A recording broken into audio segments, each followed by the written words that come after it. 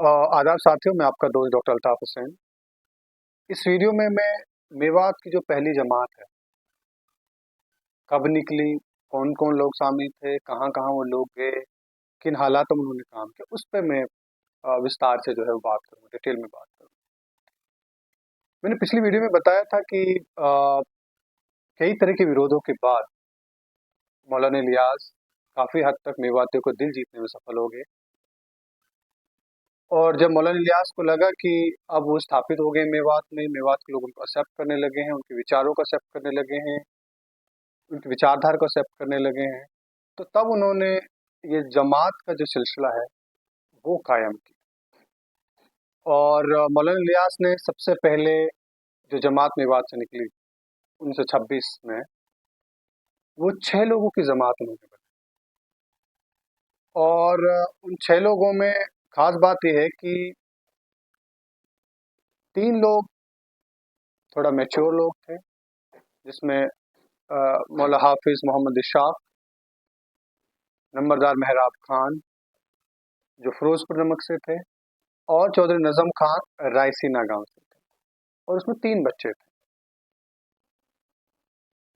मैं आपको एक चीज इंटरेस्टिंग बता देता हूँ कि फिरोजपुर नमक तबलीगी जमात का सेंटर हुआ करता था, एक लंबे वक्त तक सेंटर रहा है। नूह तो मुझे लगता है बहुत बाद में तबलीगी जमात का सेंटर बना, उससे पहले फिरोजपुर नमक जो है वो तबलीगी जमात का सेंटर हुआ करता था। और जो पहले जमात भी गई है उसमें 2 लोग फिरोजपुर नमक से थे, जिसमें हाफिज मोहम्मद इशाक और खुद नंबरदार मेहराब खान फिरोजपुर नमक से थे, और चौधरी नजम खान रायसीना गांव से थे, और 3 उसमें बच्चे थे। तो जो 1926 में जो पहली जमात निकली उसमें 6 लोग थे। और इन 6 लोगों से एक चीज तो क्लियर हो रही है कि छह जो 3 लोग कम से कम है, उसमें एक हाफिज है, एक नंबरदार है, एक चौधरी है।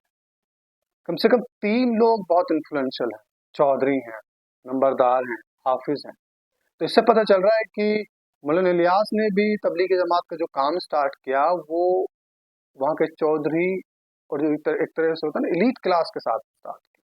इंपॉर्टेंट लोगों के साथ स्टार्ट किया, क्योंकि उनको पता था कि जब ये लोग जमात में जाएंगे, ये अपनी बातें कहेंगे, तब आम लोग सुनेंगे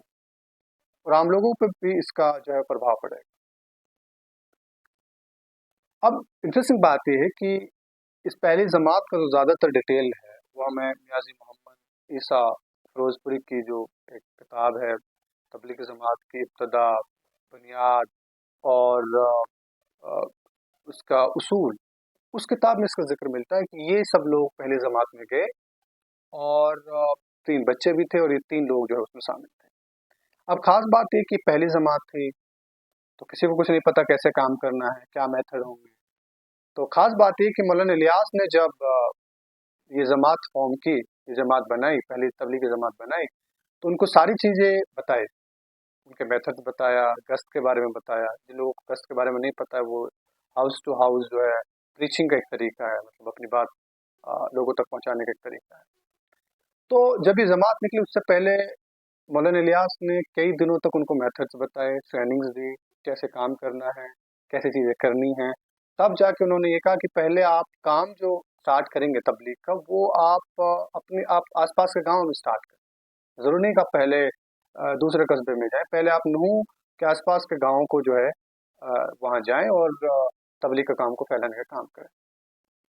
अब खास बात है कि जब ये जमात पहली बार मेवात में गई, तो ऑब्वियसली बात है कि मेवात के लोगों को तो पता नहीं है उतना तबलीगी जमात के बारे में, कैसे काम करते हैं, क्या इनकी विचारधारा है, किस तरह के एजेंडे पे काम करते हैं।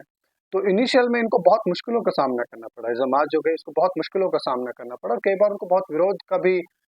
जमात को जो है वो करना विरोध का सामना भी जो है वो करना पड़ा। अब इंटरेस्टिंग बात है कि लेकिन ये जमात का जो करने का तरीका था, उसने मेवातियों का धीरे धीरे दिल जीतना स्टार्ट किया। हजरत मौलाना मोहम्मद अब्दुल्ला बालियावी अपनी किताब तारीख दावत व तबलीग में बहुत अच्छे तरीके से इस बात का जिक्र करते हैं कि पहली जो जमात है उन्होंने किस तरीके से लोगों का जो है वो दिल जीता। उन्होंने अपनी किताब में कहा कि उन्होंने बहुत प्यार से, हम्बलनेस से, डाउन टू अर्थ होके लोगों के पास गए और लोगों को नमाज पढ़ने की दावत दी।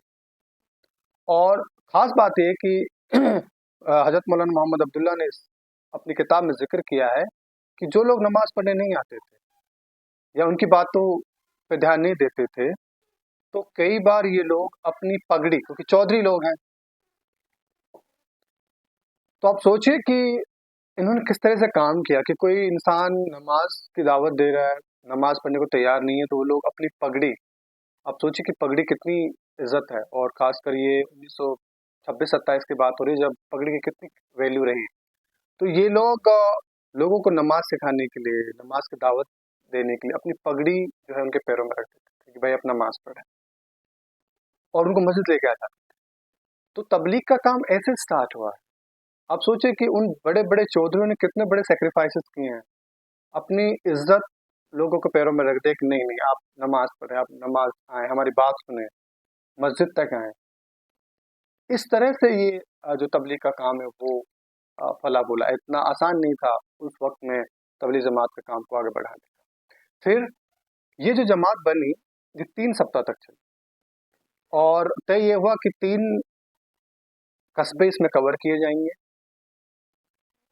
पहली और जुमे की नमाज जो है, तय ये हुआ कि पहली जुमे की नमाज जो सोना में पढ़ेंगे, अगली ताउडू में पढ़ेंगे, और जो एंड की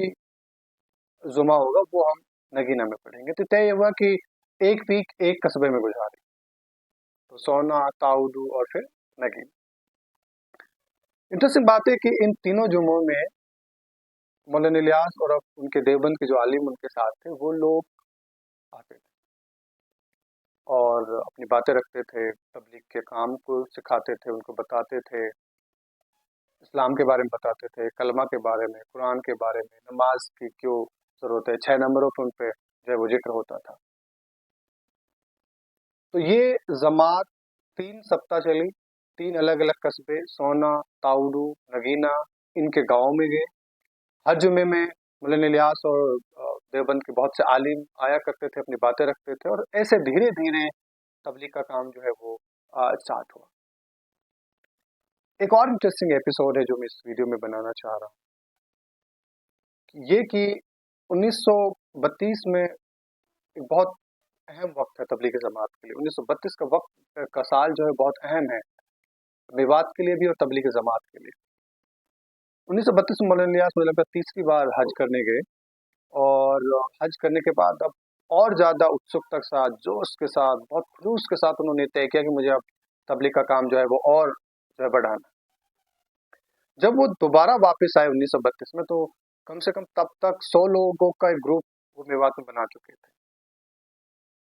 और तय उन्होंने ये किया कि अब इस काम को बड़ी शिद्दत से आगे बढ़ाना,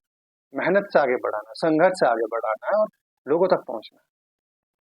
तो 1932 के बाद गुड़गांवा, फरीदाबाद, आज का जो मेवात है, इन सब एरियाओं में मौलाना इलियास ने 2 बड़े टूर किए। एक टूर 1 साल का हुआ करता था, तो 2 साल तक मुसलसल मौलाना इलियास और उनके जो साथी थे उन्होंने एक तरह से पद यात्रा की।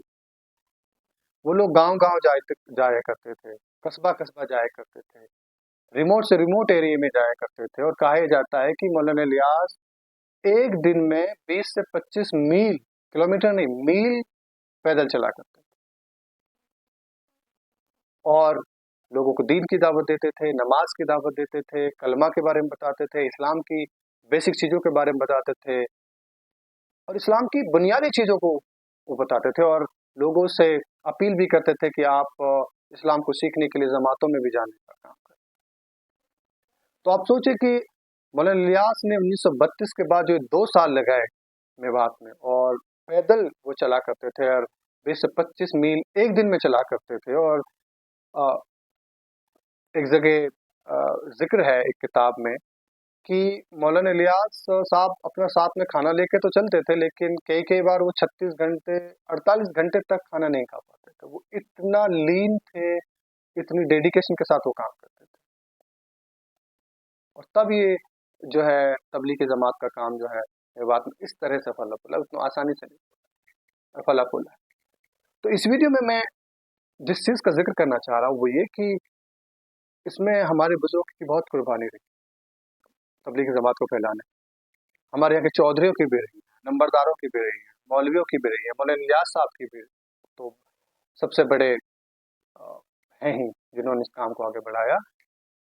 और उन्होंने अपनी डिग्निटी को भी, अपनी इज्जत को, अपनी पगड़ी को, अपनी ईगो को दूर रख के इस काम को आगे बढ़ाया, और प्यार से, मोहब्बत से, विनम्रता से इस काम को आगे बढ़ाया। तो इस वीडियो में मैं सिर्फ इतना बताना चाहता था कि ये पहली जमात बनी मेवात से कौन लोग शामिल थे, कहाँ कहाँ वो लोग गए, कैसे वो काम करते थे, किस तरह उनको विरोध सामना करना पड़ा। फिर 1932 एक अहम साल है, 1932 के बाद बहुत बड़ा बदलाव तबलीगी जमात आंदोलन में मेवात में होता है। अच्छा, ये वो वक्त भी है 1932 के आसपास का जब अलवर में तहरीक चल रही है राजा के खिलाफ, अलवर राजा के खिलाफ जो है बड़ा तहरीक भी चल रही है। तो इसीलिए 1932 का साल के 1932 के बाद धीरे धीरे और तबलीगी जमात जो है मेवात में बड़ी तेजी से फला फूला, और इसके बाद यहाँ की जमातें वेस्टर्न यूपी और बाकी देश के अलग अलग हिस्सों में जो है वो जाना स्टार्ट हुई। आप सबका मेरे साथ जुड़ने के लिए बहुत बहुत शुक्रिया।